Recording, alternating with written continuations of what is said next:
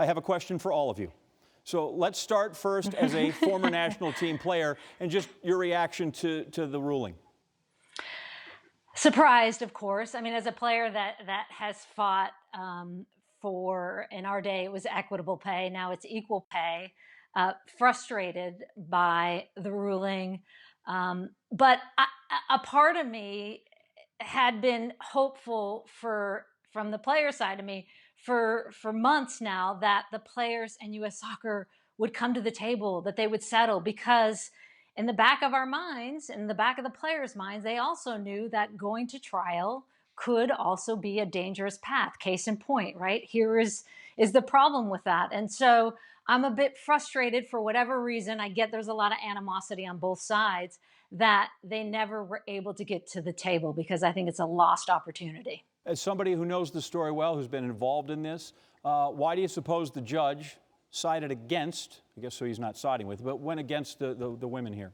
Well, two things stood out to me, and this is the compensation piece, which he completely denied, and said that the reasons for that were, one, the women actually in this relevant period, which they're looking at, which is essentially the last 5 years. He said, one, the women made more on a gross standpoint and on a per game basis.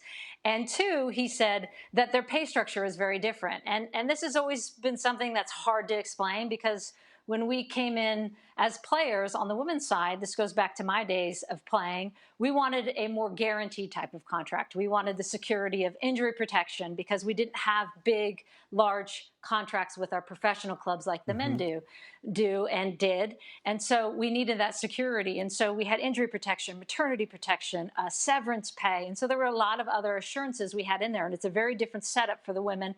The judge obviously talked a lot about this in his judgment, and in his opinion, his 32-page opinion about that. So I think it was the fact that the women over the last 5 years made more money than the men, and two, that the pay structure was very different. Then, as an analyst, there's no way this is pieced together than anything other than a loss for what the women had argued here.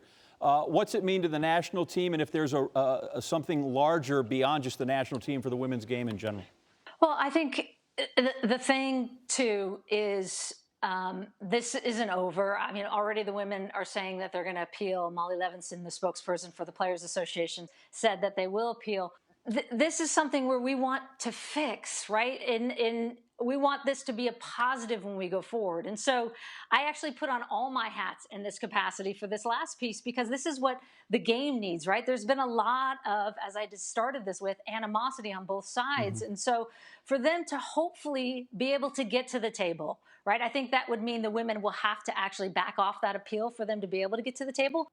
I still think that there's gains to be made on the women's side, and U.S. Soccer recognizes that, and they're now in a position to get there. The judge does not rule in their favor, but certainly popular opinion on the side of the U.S. women's national team. Julie Foudy, thank you for your time here on a Friday night. Thanks, John. Thanks for watching ESPN on YouTube. For live streaming sports and premium content, subscribe to ESPN+.